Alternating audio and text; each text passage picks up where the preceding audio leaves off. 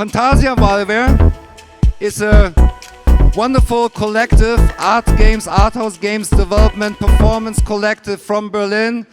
They won already a lot of amazing awards in the past, and I'm super happy to have you here on stage at the opening night with Sex at Alexanderplatz.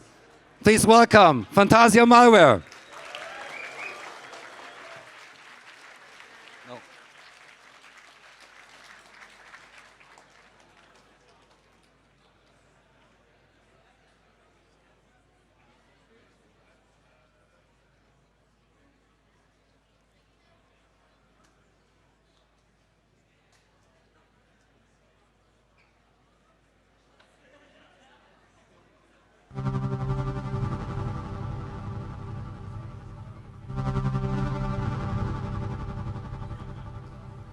You meet at Alexanderplatz. The dawn of summer approaches, the month of May. She plucks you from the ground and holds you gently in her palm. One eye glows emerald green, the other blood red. Yet somehow, the most vivid color of all is her long hair of deepest obsidian black. Her body is ridden with battle scars. You find comfort nestled in her strong, calloused hands. Kamadura, warrior princess, says, "You are an odd little Lucita." In the concrete fields, the ferns see bloom and blossom, mirror petals glistening in the sun. You are a wretched thing who lives amongst the ample manor. You are, of course, different in ways neither you nor them understand. You do not know what a Lucita is, but you prefer this to the names the ample manor give you. You say, "Please, take me with you." She smiles, unlocking the pendant hanging from her neck, a detonated grenade of ruptured steel. You hesitate, noticing the mummified remains of an Ampelmann inside. She sees you falter. You feel the hairs on her arms rise. You watch her nearby skin contract into goosebumps. She flickers out of existence, a vacuum of air where she once was. The hand you are resting on is now gone, and you fill with terror, plummeting to your death below. As the earth roars towards you, Kamadura reappears, flickering in time to catch you. You see a look of shame upon her face neither of you address. She blows the dry, brittle Ampelmann bones out of the grenade. Kamadura, warrior princess, says, "Pay no mind." She delicately puts you inside the grenade pendant around her neck and reinserts the pin. As you hang from her neck, she begins to stand. The tiny world you knew before falls into void as your eyes widen in awe. You cannot believe it. Behold, the Platz, a realm of shuffling giants, infinitely expands in all directions. You strain your eyes. Never have you looked so far beyond. You notice alien insignia looming overhead. You try to make sense of these foreign markings, tasting them upon your lips. You say, "Li, Dul." Kamadura laughs, her chrome teeth bathing you with rays of light. A moment you will cherish until the day you die. It is summer, the month of June. The sun is directly overhead. You've thankfully grown too big for Kamadura's gnarled grenade pendant. Today you look across the cement horizon from an empty quiver strung across her back. As she walks across the Platz, you point out the ample manor who were so cruel to you. She crushes them with her boots, their guts curdling, a beautiful mix of green and red across the pavement. You both laugh as you watch them die. Madura, warrior princess, says, "My dearest Lucita, I was once like you." You say, "I know." That night she fucks you under the warm light of Nordsee. Your love feels like a defiance, a rebellion to all that you've both survived. It is intoxicating. It is everything. As you lie sleepily in her embrace, she flickers for a moment. Upon reappearing, you notice a fresh scar across her thigh, blood dripping onto the Nordsee tiling. You say nothing. Madura says, "Sweet dreams, my Lucita."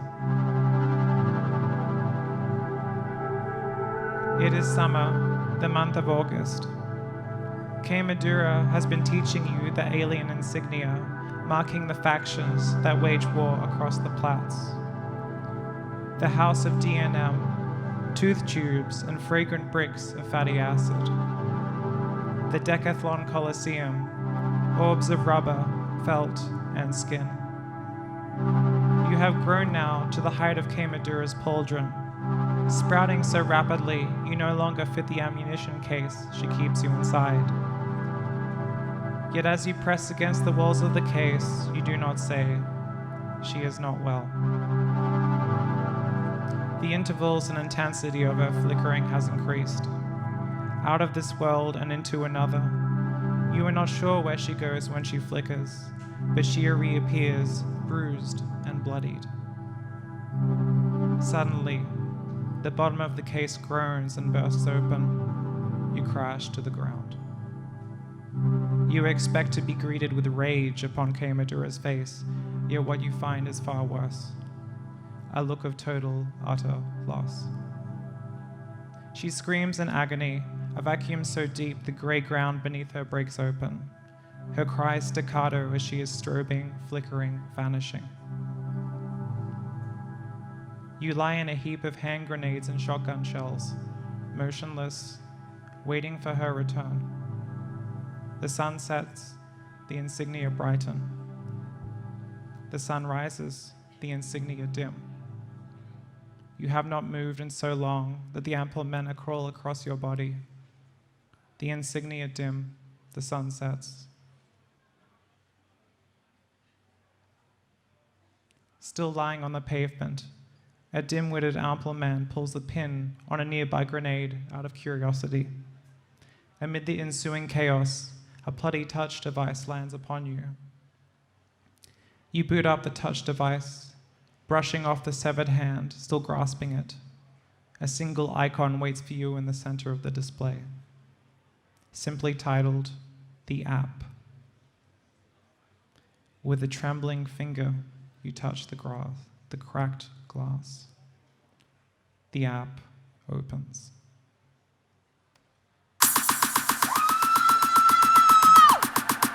Okay, are you ready to meet the love of your life? Yes, Let's I go! am. Let's go!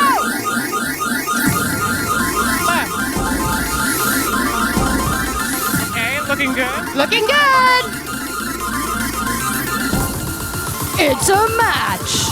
Franz von Tegel, male, heteroflexible, 31. I have more than 20,000 girlfriends all across the globe. Quasi-wise poly soundbiter. Do you want to go on a date with Franz from Tegel? Can you tell me his stats first, please? Self-absorbed, +12. Patronizing, +8. Manipulator, -3. I love manipulators. Let's do this. Let's get manipulated! Let's get manipulated!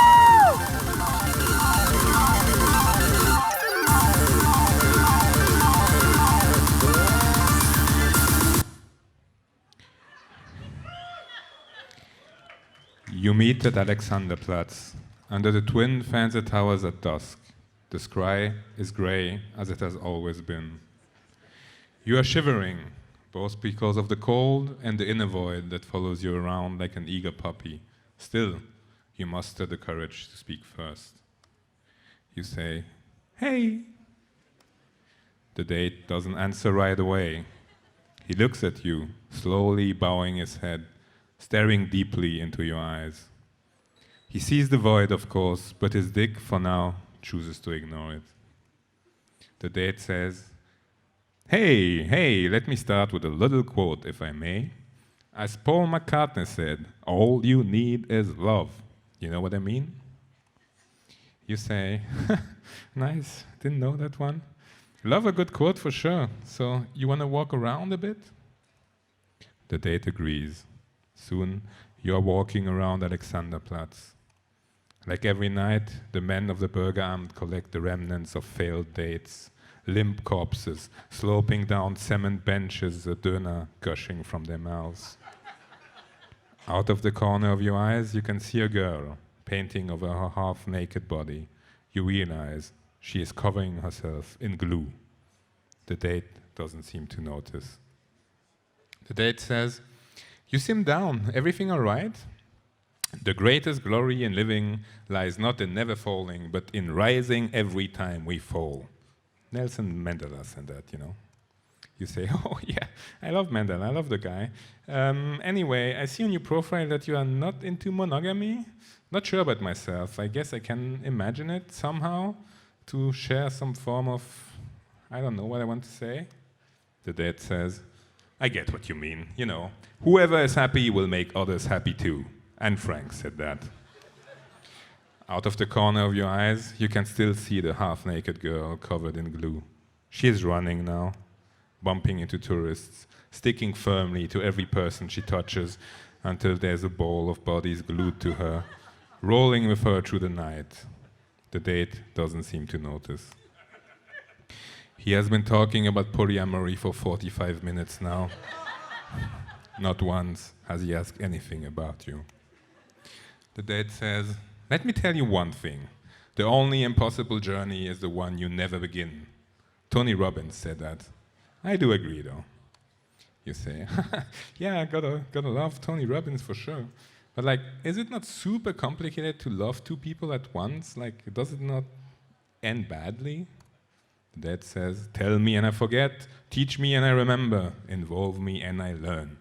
Benjamin Franklin said that. You know what I mean?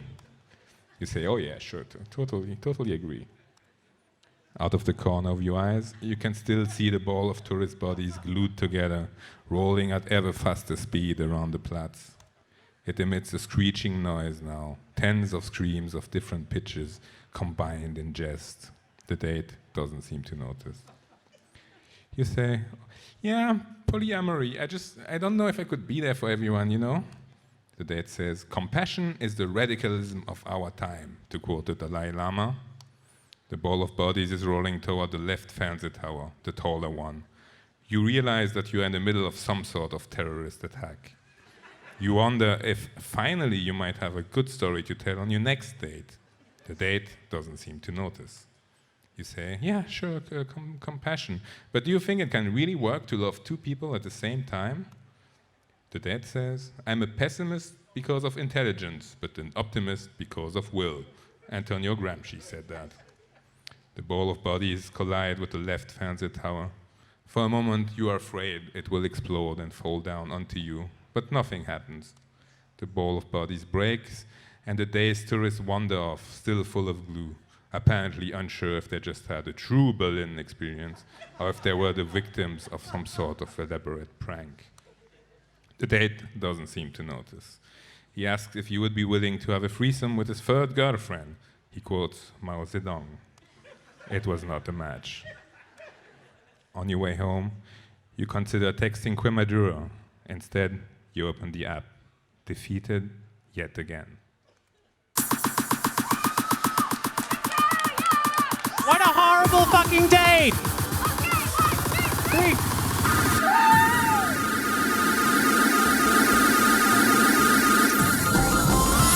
Okay, it's a match. Want. Explorer in the further regions of awkwardness. Sheepish companion. Hoc facea non possum. I don't know what that means. What do you think? I love awkward possums. Possums? Okay, let's go on a date with a possum. You meet at Alexanderplatz in the back of Burger King. You try to conjure up some semblance of conversation. You ask the date about their favorite TV show, but the date stays silent. time stretches on, a never-ending expanse of awkwardness, until the date finally speaks up. The date says, I can't do this. You nod, you can't do this either. Oh my God! We're back! That was awful! That was horrible.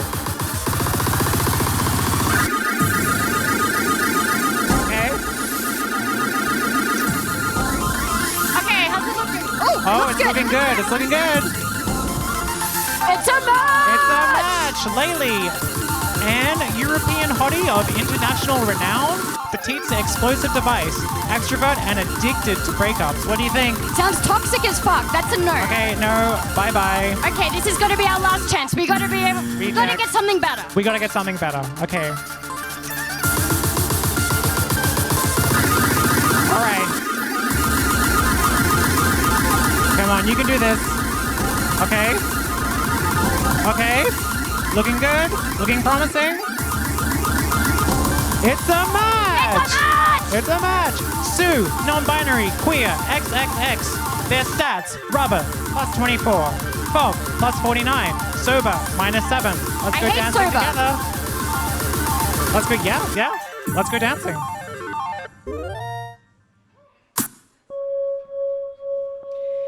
You meet on the dance floor in the food court toilets at Alexa. A cape of steam surrounds you both.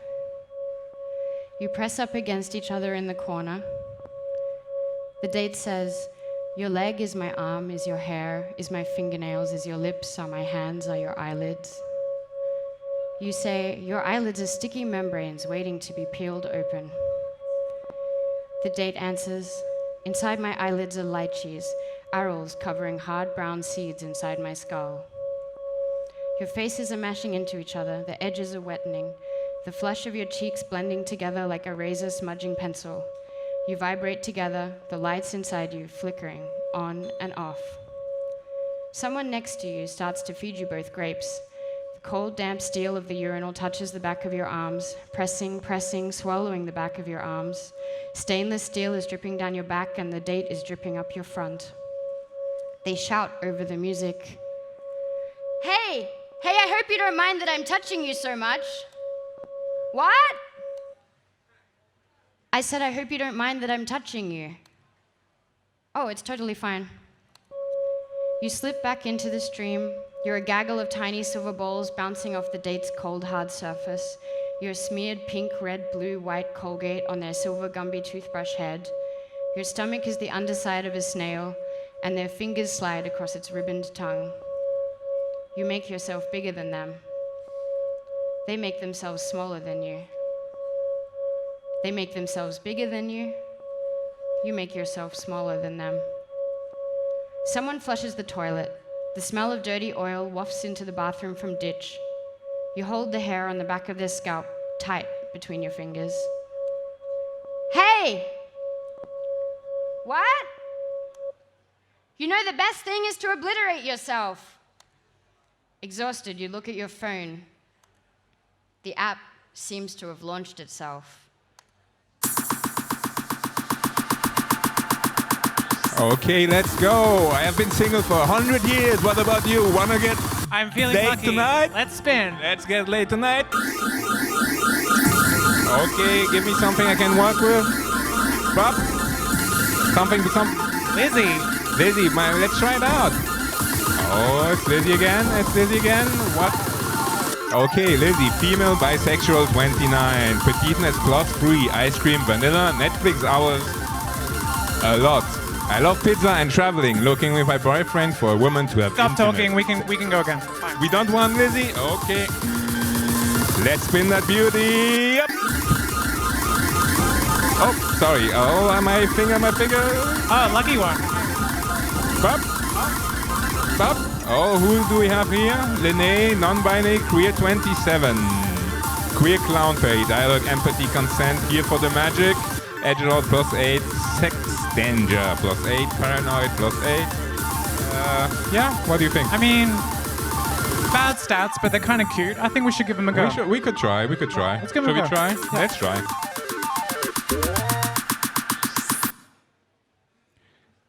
You meet at Alexanderplatz under the reddish lights of Saturn.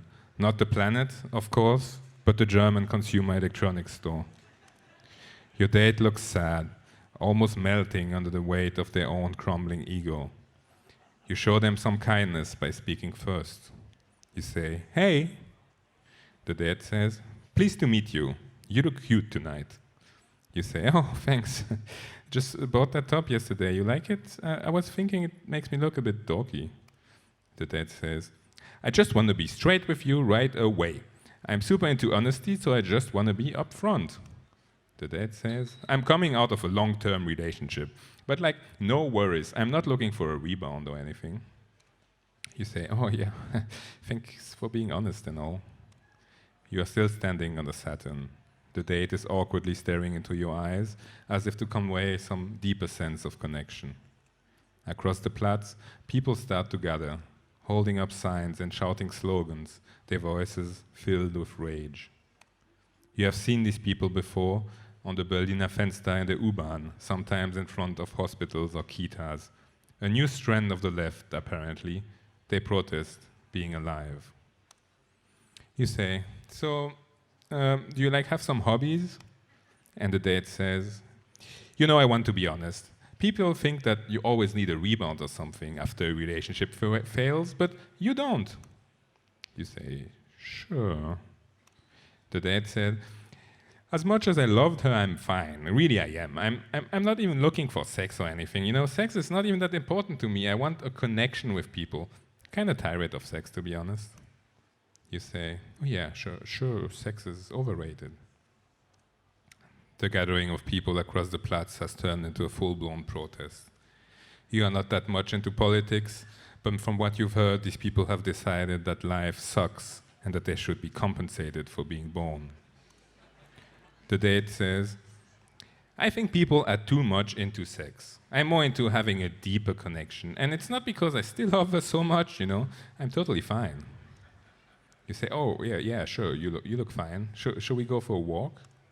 The date says, "Of course, it's totally okay if people want sex. It's not like I'm a prude or something, you know, I'm open." The protest across the Platz is now raging.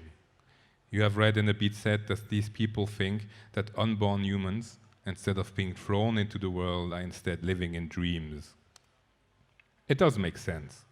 You've often wondered who these people were, the ones that you encounter in your dreams, those faces that you have never come across in real life. The date says, "I mean, I'm not that much into sex, but sure, if people want to have sex, sometimes why not, you know?" You say, "Well, sometimes sex is nice." The date says, "And I'm not judging, you see. If it makes people happy, I'm fine with whatever." You say, I'm pretty open too." The date says, "Chill sex, rough sex, anal, complay, spit off, some light BDSM, I'm open, you know." Sometimes you wonder if you would be happier not being born, only existing in the dreams of someone else. Would you colonize the fantasies of the love of your life, seek Madura again, or just pollute the awkward nightmares of some recently divorced loser? The date says, "Piss play, foot jobs, everything is fine, you know. You can take a shit in my ears if you want." You say, "Oh, I don't know if I would want that." The date says, "You can tie me up to a chair and hit me in the balls. Would you want that? I'm open. You could tie me up to the Fantasia and piss in my eyes. Do you like that? I'm totally over her. No rebounds. Do you want me to fuck myself with a knife?" The date keeps listing different strategies of humiliation, but your mind wanders. You are longing for sleep now, to finally join those that have never been born and hopefully meet the soulmate real life is withholding from you. The date says, "You could hit me with a hammer and force me to drink my own blood. You could feed me my frozen cum. I have the jars at home. Would you want that?" The date said, "Would you like to watch us stuff a German flag in my butt? Please, can we do that?" You force yourself to yawn and look at your phone in order to stress that it's getting late. The date is crying now. It was not a match. On your way home, something happens. A split second of vertigo, as if you just disappeared or flickered out of existence for an instant. To ground yourself, you open the app. What a horrible date. Okay, I know we're gonna get lucky this time. Let's get fucked. I need to forget that one. Okay. Oh. It's a match. Marusha, do not interrupt me. The rampaging courtesan enjoys oral sex and political podcasts. What do you think? Fine. Okay, let's give him a shot. Accept. You meet at Alexanderplatz for dinner at Vapiano. You order a risotto while the date gets some homemade pasta. Both dishes look like hot balls of smegma. The date talks about the war, but you forget which one, so you just nod along absent-mindedly. You ask if they want to come to yours. They're offended. How can you think about sex when people are dying? Joke's on them. You just wanted to cuddle. Oh my God, so many horrible dates. We need a good one. This is it.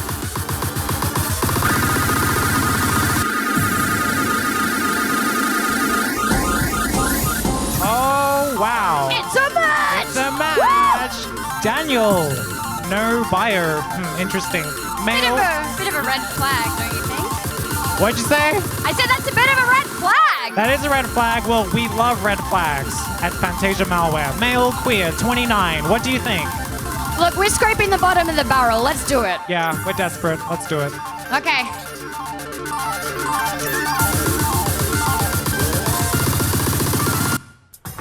You meet at Alexanderplatz under the Weltzeituhr, grey concrete and time streaming out in all directions. Rushing from Galeria Kaufhof to Alexa, bubbling over Primark and swallowing Saturn. You and the date decide to stop the clock and have sex at Alexanderplatz. We take our clothes off, we kiss, we start fucking quickly. I lower myself onto your dick slowly. It feels so good kissing, we're holding each other's faces, we're all tangled and jammed up against each other. We're soaking wet in sweat. I ask you to finger me slowly, gently, just 2 fingers, and I touch myself until I'm ascending. The river inside me speeds up, I come and it's long. I'm reverberating out of myself, waves streaming into the Platz. I hold you to me, I put your hand in my hair. I turn over and you fuck me, pushing me into the Weltzeituhr. Grabbing my hair, I put your hand on my cheek and I show you I want me to slap me. You do it, the jolt on my jaw shocks me, the mirror petals of the fancy bloom and glisten. I'm awake. I'm kissing your dick, the sides, the top, kissing your stomachs, your thighs, your asshole. It tastes strange, nice, a little sour. I lube my finger up in circles slowly around your asshole. You still have your socks on and you hold your knees up to your chest and it's so cute. I put my longest finger in and I slowly fuck you, pushing against the inside wall and the curve at the back. I'm watching my fingers in you. I feel like I'm in a trance. Touching you does something with my breath, makes it deep and sometimes sudden. And a slow tearing in my chest. I fuck you slowly, deep. First 1 finger, then 2, then 3, always slowly. It's so nice. You put my hand on your throat, I choke you, I fuck you, I pull on your nipple, I find your eyes in the fray. Our momentary gaze holds us together like a wire, keeping us from falling, panic-charged and deeply stilled. The bottom of my chest drops out slowly. You're shaking, tiny convulsions, vibrating out of this world and into another, flickering. Okay, let's do it again. Let's finally try to find some love. Okay. I think we deserve it. Yeah, I really heard this is the one. Oh, let's find love. Okay, that's for real now. It's for real. Okay. Let's try it. Oh no, I think let's try it again. Let's spin that beauty. Yep. Okay. Come on. I think we have something here. Oh, I think we have something. Fiona, female, queer, 2,000 years old. Cuteness +2, toxicity +4, and holiness +26. That's very holy. Looking for intimacy and romance and snail juice. No shibari, I have suffered enough. Ruffle martyr bottom. What do you think? That's a bit sex negative. Let's spin again. We spin again? Okay. Let's go.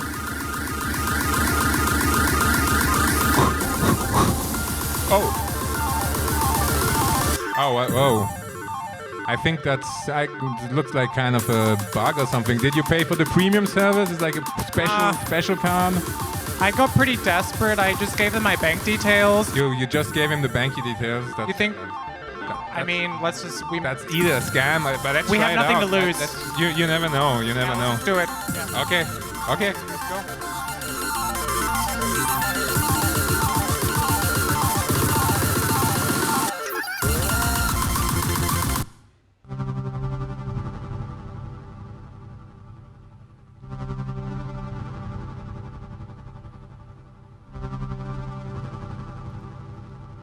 It is winter. The snow falls. Darkness surrounds you. The ferns bloom and wilt, their petals now a dull rust. The short lives of once virile amplemena are reaching an end. They lie on their backs, twitching limbs, pathetically flickering a pathetic green and red. Pathetic. Like you. You still wander the Platz, freezing, but you've seen many winters now. You wonder how long you've been here. Your previous small life amongst the ample manor is now but a faded memory. You thought that when such a time came, this place would feel like home. And yet here you are, wrapped in a makeshift blanket of scrum napkins, pushed ever further to the edges of the square. Shivering, it is on this dark, cold night you notice before you a long strand of hair twisting lazily in the cold breeze. Your eyes widen. What was once a brilliant black sheen is now a muted, coarse gray. But still, you recognize the strand all the same. You say, Kamadura, could it be? You desperately grab the strand with your clumsy fingers, but it slips out of reach.